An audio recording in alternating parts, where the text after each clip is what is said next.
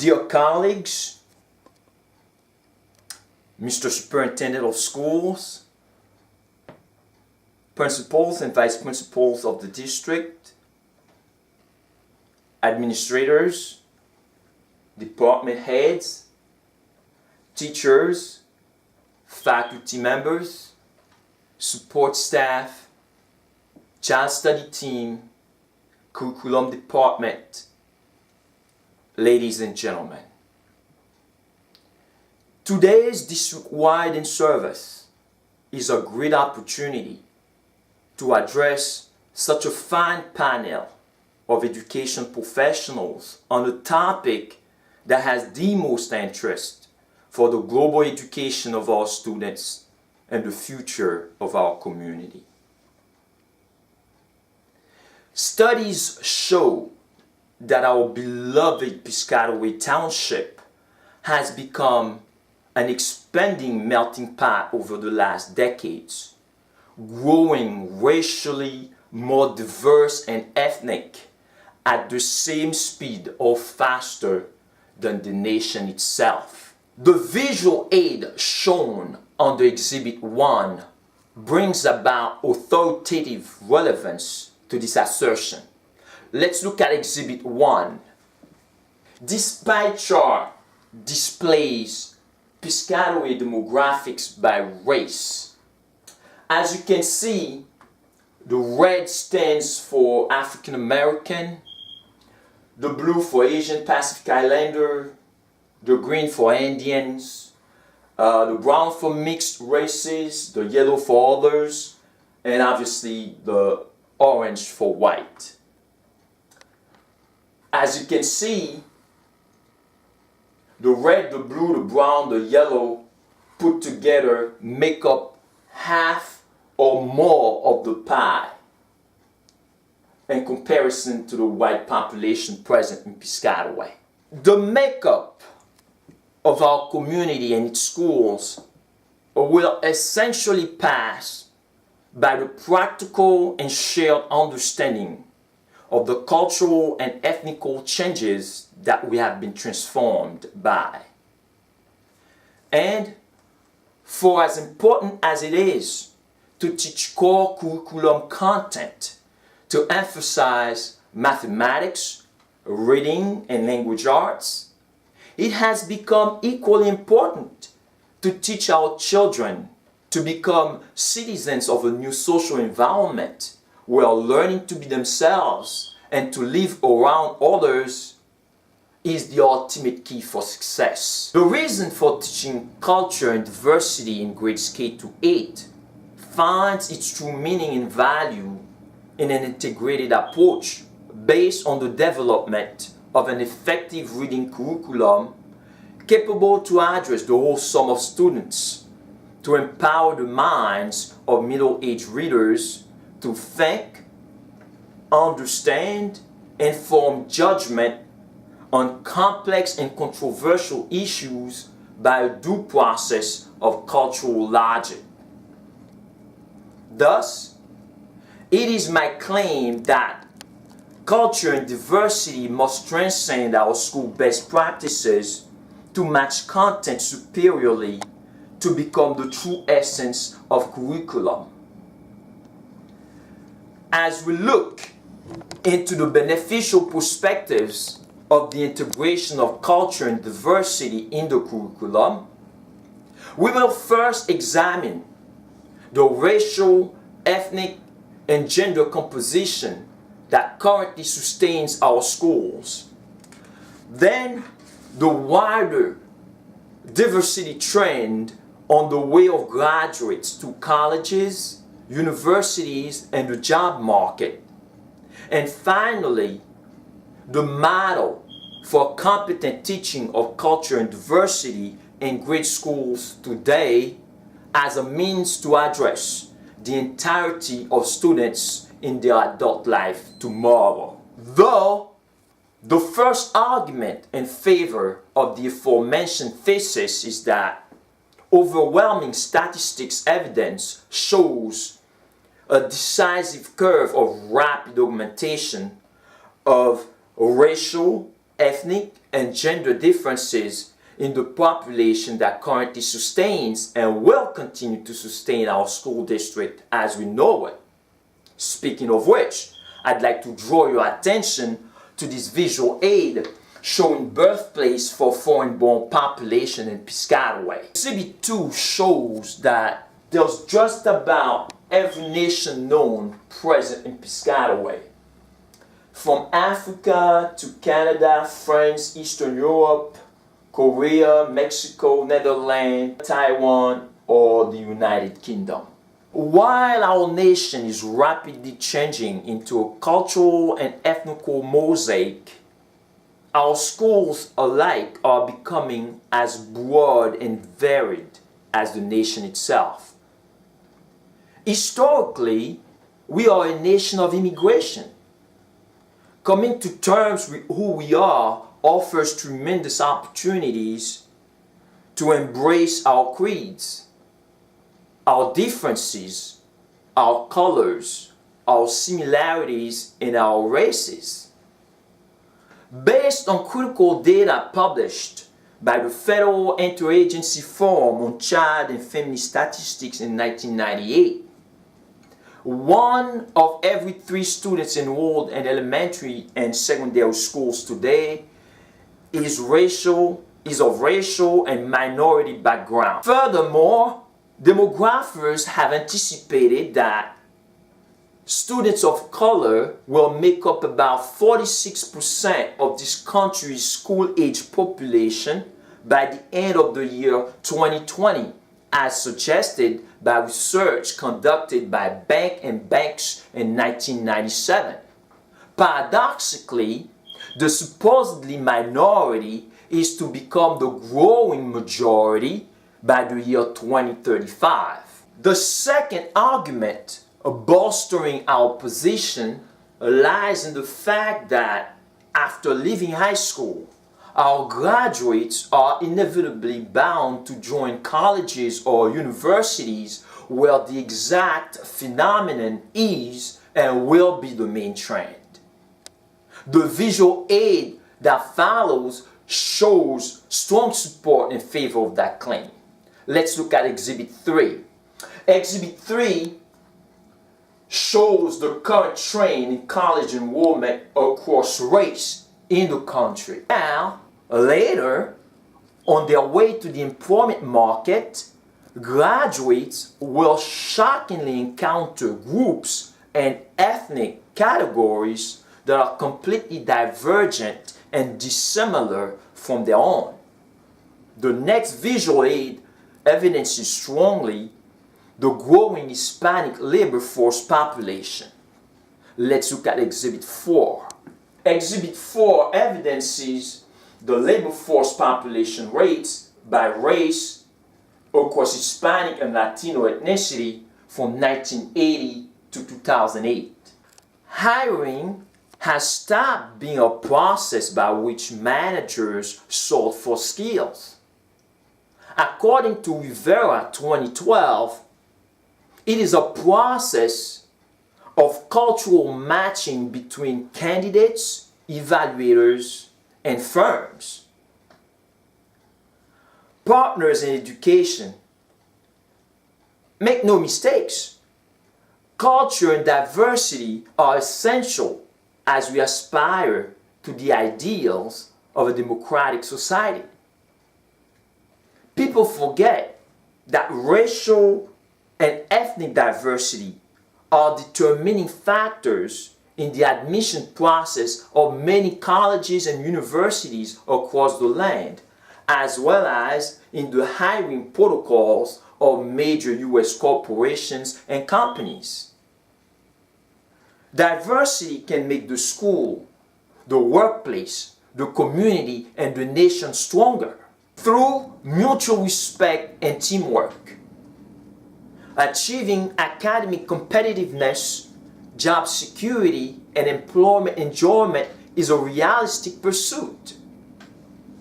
When everyone's talent is welcome and respected, when everyone is judged by only the effectiveness of their contributions and the quality of their character, diversity is achievable. Diversity can keep our schools and campuses healthier while sustaining individual growth in students continually and beyond. When preconceptions, misconceptions, and stereotypes are dissuaded in favor of tolerance, open-mindedness, and critical thinking, only then adequate room is made for everyone's experiences and backgrounds to freely flourish. The basis for our third argument is articulated around premises found in the book Culturally Responsive Teaching, Theory, Research, and Practice by Gay in 2000, which is a culturally responsive teaching approach to literature that alone can bring about the positive benefits of diversity, inclusion, and cultural awareness in students. Quality educators use, therefore, best practices to teach validating cultural perspectives, comprehensive reference, multidimensional pedagogic standards, empowering self-efficacy techniques, transformative curriculum design interventions, and emancipatory collaborative strategies. Diversity initiatives through the use of literature in the curriculum shall reflect the way to achieve academic performance, citizenship awareness, growth of knowledge, self-efficacy and self-actualization, higher learning, and democracy outcomes. Literature, as Kiefer in 2009 defines it, is the imaginative shaping of life and thought into the forms and structures of language. Exposure, I'd rather say, intense exposure to a vastly rich, realistic, fantasy, traditional, poetry, and non-fiction literary texts speaks directly to students' human nature and quickly translates into a personal and collective lifelong aesthetic experience. More than ever, tenured educators, prospective teachers, school administrators, district structures, and teacher education programs must collectively engage to dispense the knowledge, shape the attitudes, correct the behaviors, orientate the skills and dispositions of all implicated actors to blend effectively with culturally different students. Achieving cultural pluralism in school must come with a fervent passion. This passion is to be pursued with aggressive commitment, which will gradually permeate all spheres of the human experience in students and consequently all aspects of global society. In an effort to teach culture and diversity in our district, I have implemented a reading portfolio based on a relevant selection of texts that are culturally diverse and culturally engaging. It is my understanding that teaching quality literature by objectives and from the perspective of an integrated curriculum can bring about the promise of cultural diversity across the district. Doing so, I have identified 3 quality books for grades ranging from pre-K to 12 to teach, discuss, engage, and focus on issues relevant to culture and diversity. The exhibit that follows puts the books in question on display. Let's look at Exhibit 5. This reading catalog, which we strongly recommend the district for adoption, is built around the instructional model of ADDIE. The acronym ADDIE stands for analysis, design, development, implementation, and evaluation. ADDIE is among the most effective instructional design models known of today.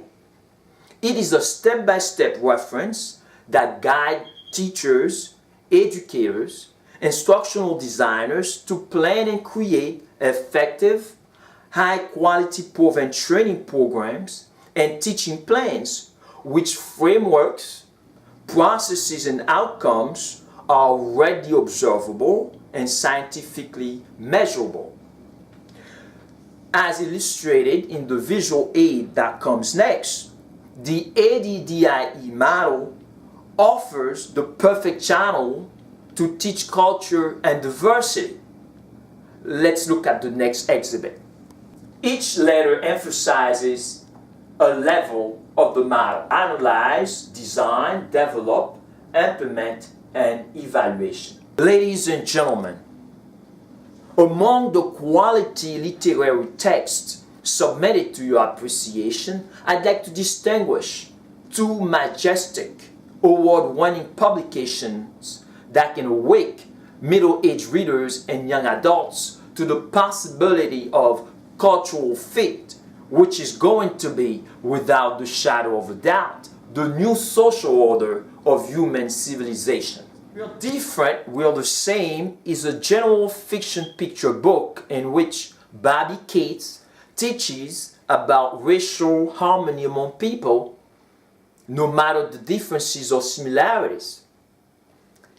Preschoolers are initiated in the most genuine way to prejudice and racism.